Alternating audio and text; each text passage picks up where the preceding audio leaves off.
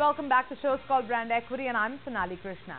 Let's quickly move on to the big story this week. It's a double whammy for JWT as both its Chief Creative Officer Adrian Miller and, more importantly, Rohit Ori, the face and backbone of the Delhi office, bid adieu to the agency.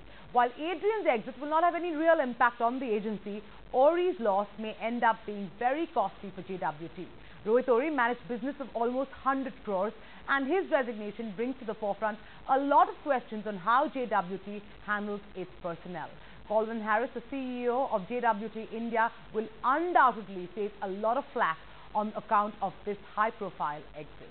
Samriti Grover spoke to the protagonist and brings you a detailed account of why this decision and how the agency plans to deal with it.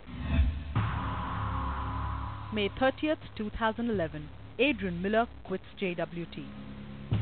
Great agencies, the culture is driven when you have a great relationship between the head of creative and the CEO. June 8, 2011, the backbone of JWT Delhi, Rohit Ori, puts in his papers to head Dentsu India as the executive chairman. A headline that shocked the industry as Ori was the strongest pillar of JWT, heading the most profitable office. Ori took over the mantle as the managing partner of JWT Delhi in 2005. Over the last 6 years, Ori was responsible for the enormous success of JWT's Delhi office, making it the largest and the most profitable branch in Asia Pacific and one of the top 10 JWT offices globally. So what really made him take his decision and leave an organization where he spent 21 years of his advertising career? I don't want to be prince in waiting, for the rest of my life, for sure. Rohit, for a long time, felt he wanted to be CEO, and this opportunity came along. So you can't actually stop people from, trying to live up to their dreams and aspirations. Ori was looking for a change and was overdue for a bump up in his role at JWT for some time now. And what JWT had to offer was only an insignificant international role, that too for an employee who had spent 21 years in the organization and taken the Delhi office from strength to strength. Hence, when the opportunity for heading Dentsu came his way, it was just the opportunity Ori was looking for.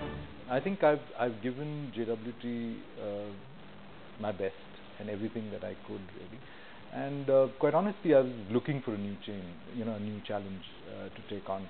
And at this point in time, I don't think there is any other opportunity within JWT for me. And so, kind of looked outside.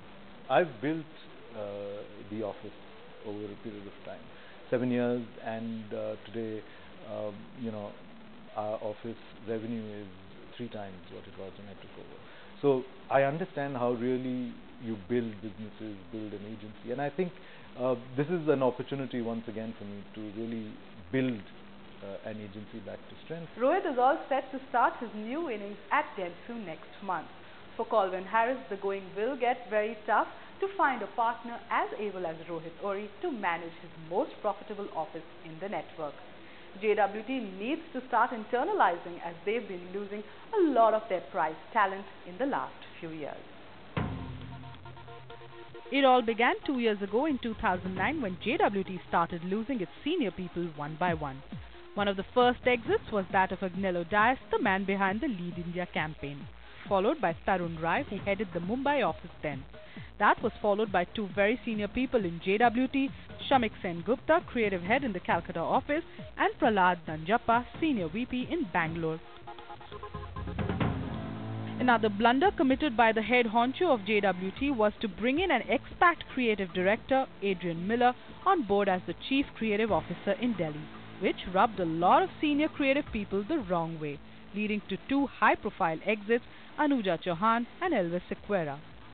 We then saw Dhanji Wadia, managing partner, bidding adieu to the Mumbai office. Considering the agency has a heavy lineup of big-budget clients, how long can JWT ignore the situation and continue being callous about this issue? The office in Delhi has 400 people. We are structured with 4 executive business directors. Under those 4 executive business directors, we have vice presidents and AVPs. I think the count in JWT Delhi will be at least 50 at that level. Now, when you take a client, a brand and a business, we've got teams of 30 and 40 on a brand. I don't believe that one person going makes any impact or any difference.